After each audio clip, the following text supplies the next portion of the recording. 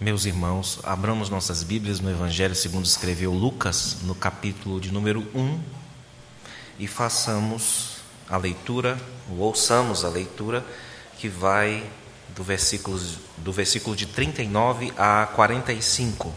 Lucas, capítulo 1,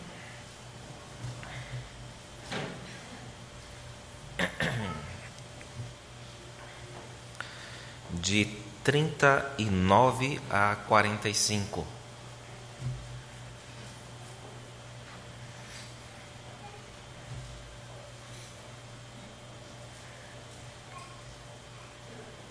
Assim nos diz a palavra do nosso Deus. Lucas 1, de 39 a 45. Naqueles dias, dispondo-se Maria, foi apressadamente à região montanhosa, a uma cidade de Judá, entrou na casa de Zacarias e saudou Isabel. Ouvindo esta a saudação de Maria, a criança lhe estremeceu no ventre. Então Isabel ficou possuída do Espírito Santo e exclamou em alta voz: Bendita és tu entre as mulheres, e bendito o fruto do teu ventre. E de onde me provém que me venha visitar a mãe do meu Senhor? Pois logo que me chegou aos ouvidos a voz da tua saudação, a criança estremeceu de alegria dentro de mim. Bem-aventurada a que creu, porque serão cumpridas as palavras que lhe foram ditas da parte do Senhor. Amém. Meus irmãos, hoje eu gostaria de tratar sobre o Natal, daqueles que se encontram no reino de Deus, que é exatamente o caso dessas duas mulheres e dessas duas crianças, aqueles que são também chamados no nosso texto de felizes, muito felizes ou bem-aventurados. O que nós temos aqui, digamos, são dois milagres ambulantes da parte de Deus, não é? Que é Maria e a Isabel, são duas futuras mães, uma provavelmente adolescente, aquilo que nós chamaríamos hoje de adolescente, e virgem, e a outra, uma senhora que, além de muito avançada em dias, era também estéril. Isso está também no capítulo 1, que já deu, de certo modo, uma visão panorâmica sobre essas duas mulheres. Capítulo 1, versículo 7, nos fala sobre essa senhora chamada Isabel. São duas mães de crianças que são centrais neste Evangelho, a saber, o nosso Senhor, Jesus Cristo, e também o seu precursor, João ou Batista, e que também já foram mencionados, tratados um pouco neste capítulo de número 1, que é um dos grandes capítulos em termos de volume mesmo de palavras da Escritura, irmãos. Maria, a mais nova, acabara de receber a notícia de um anjo, o anjo Gabriel, nós lemos isso há pouco com o reverendo, e ela ficou impressionada e foi correndo, apressou-se para visitar uma senhora chamada Isabel, uma parenta dela, porque Maria, no meio da profecia que o anjo havia lhe entregue, foram faladas algumas palavras acerca dessa parente da Isabel. O versículo de número 36, que está fora da nossa porção, mas não do nosso interesse, nos diz assim, versículo 36, é a voz do anjo que está falando ainda a Maria sobre a sua gravidez. E Isabel, tua parenta, igualmente concebeu um filho na sua velhice, sendo este já o 6º mês para aquela que diziam ser estéril. Então Lucas só menciona aqui o versículo de número 39, né? E só dá um lugar geral onde essa mulher morava, a Isabel, mas é um lugar interessante que ela faz parte da importante, na verdade importantíssima tribo de Judá, e ela morava provavelmente num distrito montanhoso. Foi para onde Maria correu a ver e a confirmar aquilo que o anjo havia dito sobre a sua prima, e ela queria certamente fortalecer a sua fé naquilo que o anjo havia lhe dito e confirmar assim a promessa divina a partir do caso da sua própria prima ou parenta, como mais especificamente o texto chama, irmãos. Ela queria também celebrar a graça divina, ela como crente, né? Concedida a ela, e normalmente você celebra essas coisas com quem pode te entender, porque dificilmente alguém poderia entender uma moça virgem estando grávida, a não ser que fosse uma senhora estéril, avançada em dias, que fosse alvo. É claro que o milagre em termos de qualitativo é inferior ao de Maria, mas é milagre também vindo da parte de Deus, e certamente Maria se sentiria muito melhor conversando com esta senhora, que a entenderia muito bem, posto que ela também fora alvo de um milagre da parte de Deus, irmãos. Os versículos de 24 a 25, fora da nossa passagem, mas não do nosso interesse, nos dizem acerca da gravidez dessa senhora. Passados esses dias, Isabel, sua mulher, concebeu, mulher do Zacarias, né? Concebeu e ocultou-se por 5 meses, dizendo: assim me fez o Senhor, contemplando-me para anular o meu opróbrio perante os homens. Depois dessa fala de Isabel, passou-se 1 mês, aí houve a visão de Maria, né? E aqui Maria vai visitá-la, ela já no 6º mês de gravidez, conforme o versículo de número 36, uma senhora que era estéril e avançada em dias. Pois bem, irmãos, assim que a menina, ou a jovem Maria, foi apressada visitar essa anciã, ela a saudou, e o texto nos diz que Isabel ficou cheia com o Espírito Santo, ou cheia do Espírito Santo, significando aqui no nosso contexto que Deus concedeu a Isabel aquilo que nós chamaríamos de capacidade profética. Deus veio sobre a sua serva e a fez falar palavras grandiosas, maravilhosas acerca daquela menina e doente que ela portava, que era o bebê. E o bebê que estava no ventre da mais velha, da anciã, que foi depois conhecido como João o Batista, ao ouvir a voz de Maria, o texto diz que ele saltou do seu ventre. E aqui nós temos um sinal de uma quinta presença, não é? Não foi apenas o encontro entre 2 mães que estavam grávidas, mas há aqui uma quinta presença, a pessoa que decidiria, na verdade, os rumos dessa conversa entre as duas, e também definirá os rumos do ensino dessa passagem, que é o próprio Espírito de Deus que estava presente ali, o executivo da Trindade, né? Aquele que foi enviado por Deus para fazer tantas coisas em nome de Jesus Cristo. Sem ele, irmão, sem o Espírito, certamente a conversa entre elas duas giraria em torno de suas preocupações imediatas, quais sejam: o medo que Maria certamente tinha de que as pessoas a interpretassem mal, de que ela fosse levada a um julgamento e fosse executada por prostituição, por trair o seu noivo José. E, por outro lado, a senhora que tinha certamente seus temores em relação ao seu parto, em relação à sua força, se ela teria força para dar à luz um filho, ou o medo da chacota das pessoas, né, em relação à idade já avançada e agora a gravidez.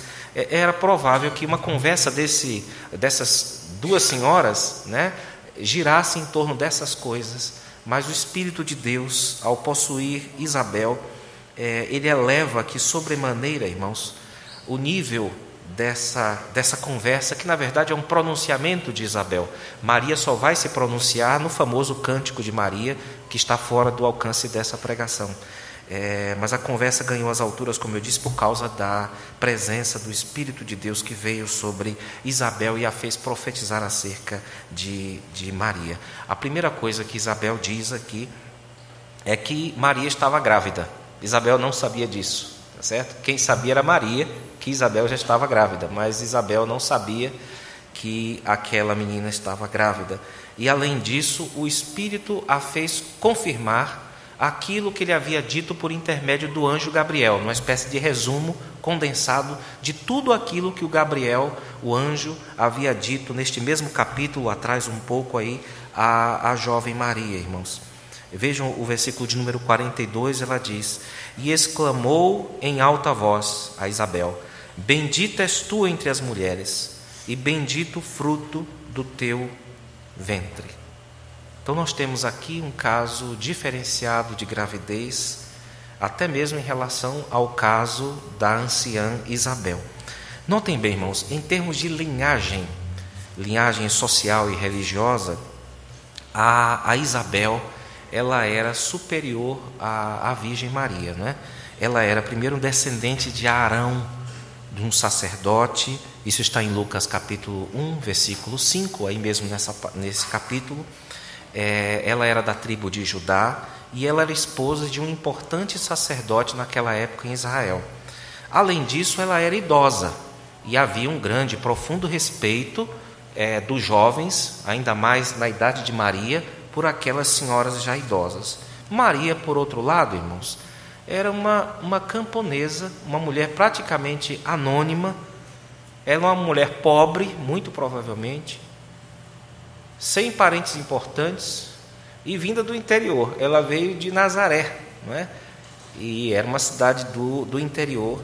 E o texto no versículo 26, esse mesmo capítulo, nos mostra isso.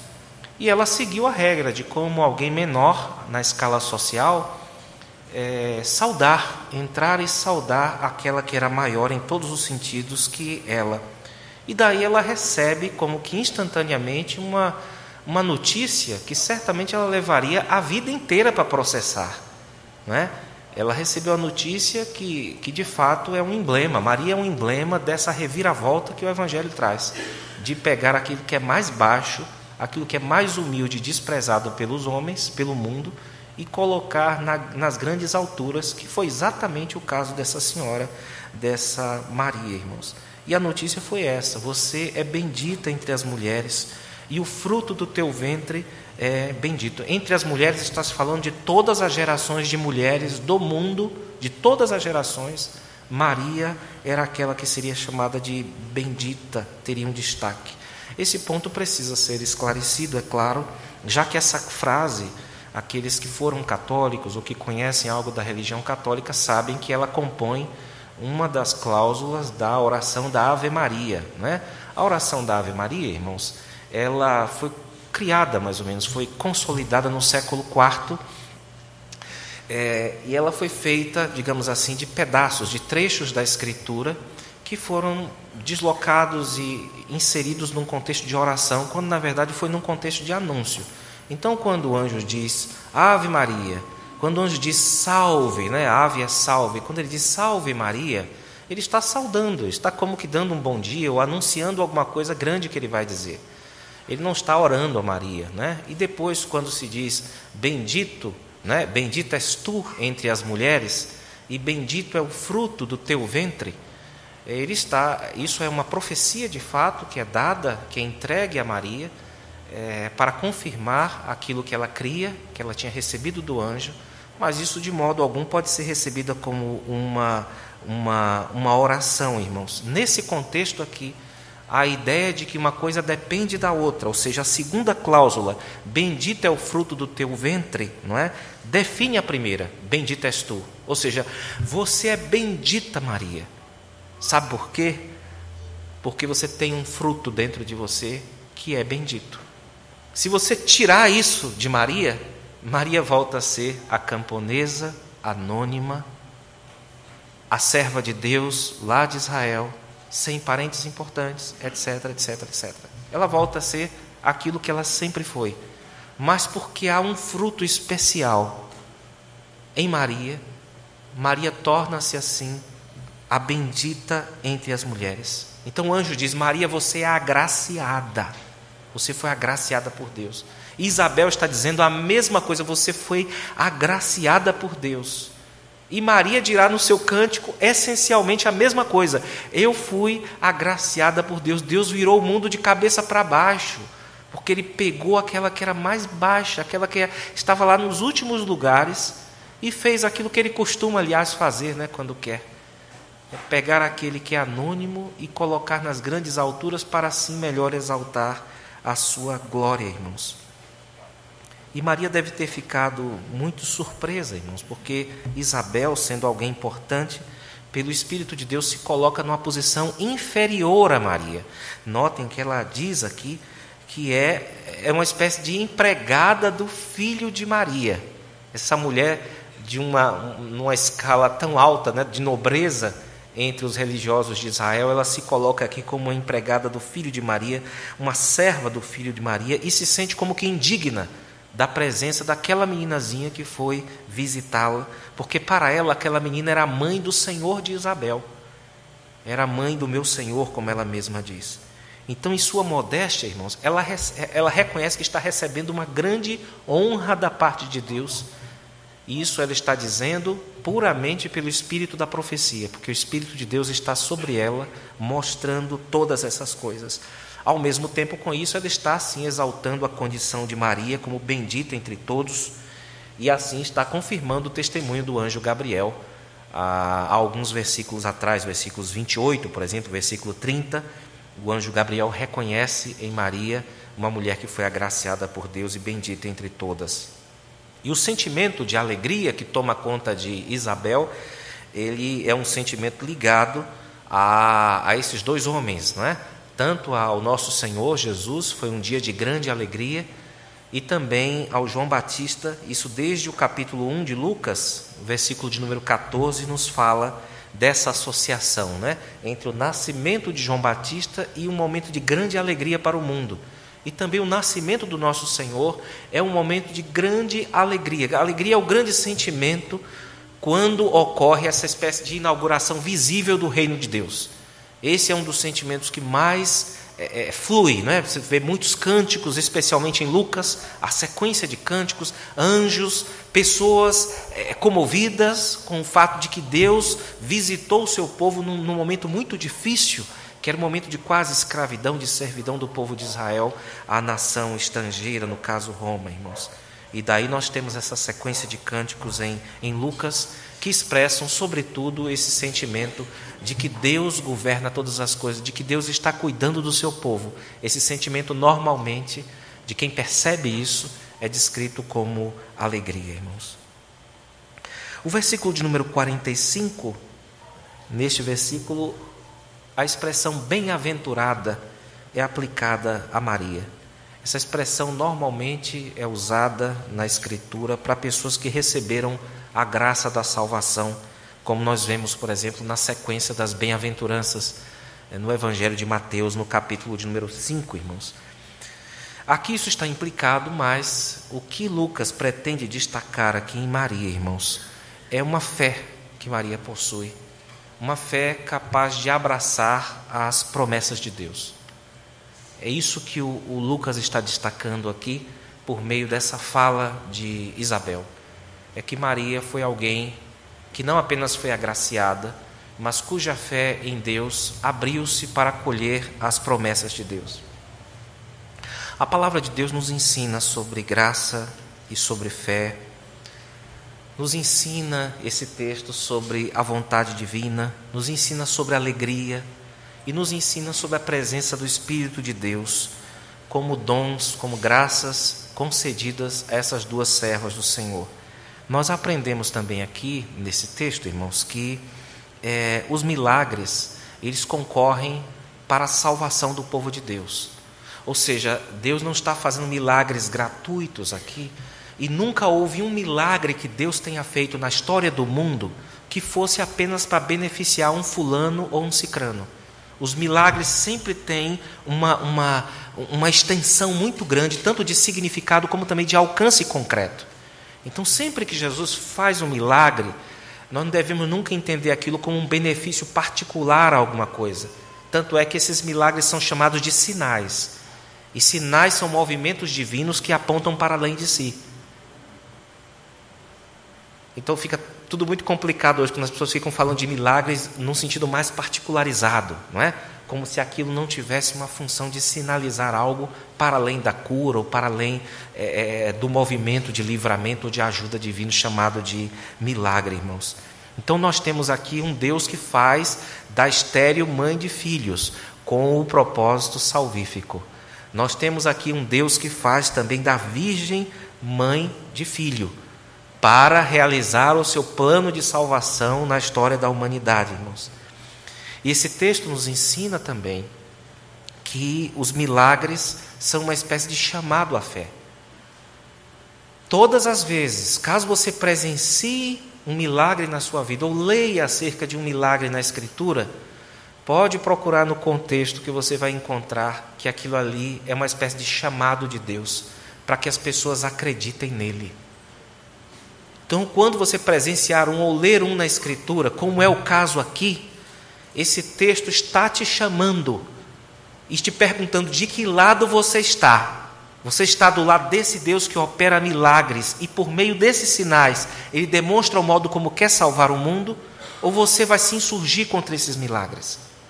Herodes se insurgiu, Pilatos se insurgiu, os reis da terra que lutam contra o Messias se insurgem até hoje contra esse milagre. Mas o que um milagre vocaliza em sua simplicidade é isso: de que lado afinal vocês vão querer estar? Deus está se manifestando e está dividindo a terra em duas partes. E você deve tomar consciência disso, porque um dos modos de Deus fazer isso é operando essa suspensão da normalidade e fazendo aquilo que é chamado de milagre. No caso aqui, com uma senhora idosa estéril e com uma moça, uma virgem, que jamais teve contato íntimo com um homem, irmãos. Esse é um ponto importante desse texto. O fato de que Deus opera grandes coisas como essa, visando a nossa salvação. Aqui, especialmente na pessoa de Maria, nós vemos uma resposta que ela deu que é muito apropriada ao milagre. A resposta de Maria é a grande lição desse texto para as nossas vidas, irmãos. Por quê? Eu falo isso à guisa de contraste. Porque ocorreu nesse primeiro capítulo praticamente a mesma coisa em termos do movimento divino. Até mesmo o mensageiro, que foi Gabriel, foi o mesmo usado para procurar um homem que seria pai do precursor do Messias, que era o pai de João Batista, o Zacarias. Ora, o Gabriel disse: você vai ter um filho, etc, etc. O que é que o Zacarias fez? Ele fez uma pergunta muito educada para o anjo. Olha, mas eu sou muito velho e minha esposa é estéril. E aí o Gabriel não gostou. Por quê? Porque ele discerniu pelo poder de Deus, pela graça de Deus, que aquilo não era simplesmente uma pergunta educada. Aquilo foi mais ou menos como a pergunta lá de Sara. Vocês lembram, né? Foi a pergunta da incredulidade. Agora, se vocês observarem, a Maria também fez essa pergunta. Ela fez a pergunta das impossibilidades de quem recebe uma mensagem dessa. Observem o versículo de número 34 do capítulo 1. Ele diz assim: então disse Maria ao anjo, após ter recebido a notícia. Ela perguntou: como será isto? Pois não tenho relação com homem algum. E o Zacarias, ainda no capítulo 1, um pouco atrás, o versículo 18 nos diz: então perguntou Zacarias ao anjo: como saberei isto? Pois eu sou velho e minha mulher avançada em idade. Aí o Gabriel não gostou disso. Olha, eu sou Gabriel, viu? Ele se identifica, né? Eu sou Gabriel, que assisto diante de Deus e fui enviado para falar-te, trazer essas boas novas. Todavia ficarás mudo e não poderás falar até o dia em que essas coisas venham a realizar-se, porquanto não acreditaste nas minhas. Vejam que há uma educação aqui do Zacarias, não é? E parece que ele é uma pessoa que está tentando entender, né? Ou seja, eu creio, mas eu preciso compreender, né? A fé em busca de compreensão. Não é nada disso, irmãos. E já Maria dá uma impressão diferente. É que parece que ela está duvidando do anjo e corre para confirmar se é de fato verdade aquilo que o anjo está falando. Não é isso que está acontecendo aqui, irmãos. Não é isso que está acontecendo. Está acontecendo uma coisa muito, muito sutil aqui, irmãos. É que Maria está fazendo aquilo que os fiéis deviam fazer quando são agraciados. Por isso é que a Isabel, pelo espírito da profecia, diz assim: bem-aventurada a que crê. Ou seja, feliz, agraciada é aquela que recebe as promessas de Deus com fé, com fé. Isso aqui é uma espécie de repreensão, de certo modo, ao sacerdote Zacarias, irmãos. Agora eu pergunto, se Maria não acreditasse, o que é que aconteceria? O mesmo que aconteceu a Zacarias. Deus cumpriria a sua vontade. Não faria diferença nenhuma para Deus cumprir os seus planos. Mas eu pergunto, que diferença faria na vida de quem não creu? Ou seja, Deus cumpriu o seu plano apesar de Judas? Cumpriu. Deus cumpriu apesar de Pedro? Cumpriu. Deus cumpriu apesar de João? Mas faz diferença na vida ser um João ou ser um Judas? Faz, não é? Faz muita diferença, irmãos. O modo como nós recebemos a vontade de Deus para as nossas vidas e a executamos. independente do que você faça com a vontade de Deus, ela vai se cumprir na sua vida, mas fará grande diferença se você recebe a vontade de Deus na sua vida, como Zacarias ou como a Virgem Maria, irmãos. Então isso aqui é muito importante para as nossas vidas, é essa resposta que Maria dá, e que a Isabel, pelo Espírito de Deus, ou o Espírito de Deus por Isabel, coloca de um modo solene. Vejam que já não se está mais falando com Maria, mas para o leitor, está se falando para o ouvinte. Notem o versículo de número 45, que já não é mais um discurso voltado diretamente para Maria, mas é dito assim: bem-aventurada a que creu. Aqui ele está incluindo todos os fiéis, para que recebam a vontade de Deus, evidentemente no seu nível de compreensão, e é claro, dentro de um propósito menor na história da salvação. Mas isso aqui é um chamado para que os fiéis imitem a Maria, que não apenas foi agraciada, mas abriu-se para o plano de Deus. Ela foi positiva em relação ao que Deus disse para que ela fizesse, irmãos. Então nós temos nesse texto aqui uma bela amostra desse momento de alegria que envolve primariamente, é claro, o Espírito de Deus, e que traz sempre, até por conta desse momento que é o momento da chegada do reino com o seu poder na pessoa do Messias, envolve alguns sentimentos que foram descritos pelo apóstolo Paulo, algumas posturas que fazem parte desse reino, irmãos. E com essa leitura eu gostaria de encerrar essa mensagem. É Romanos capítulo de número 14, versículo de número 17.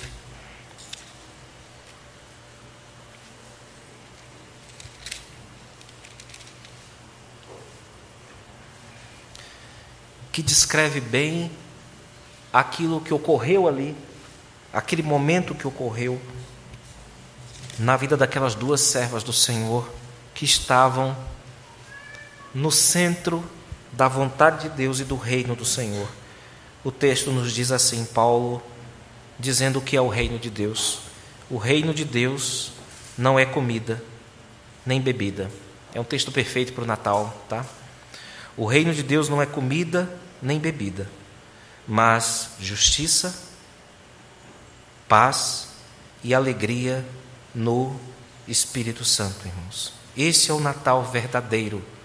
É o Natal daqueles que se encontram no reino de Deus. É o Natal cheio do Espírito, é um Natal cheio da graça de Deus, um Natal cheio de fé e um Natal cheio de alegria. Tudo isso proporcionado pelo Espírito de Deus. E Deus nos ensine, continue a nos ajudar a entender a importância da sua vontade para as nossas vidas, não apenas nesse tempo de Natal, mas em todos os outros, para a sua glória e para o nosso bem. Que Deus nos abençoe, irmãos. Amém.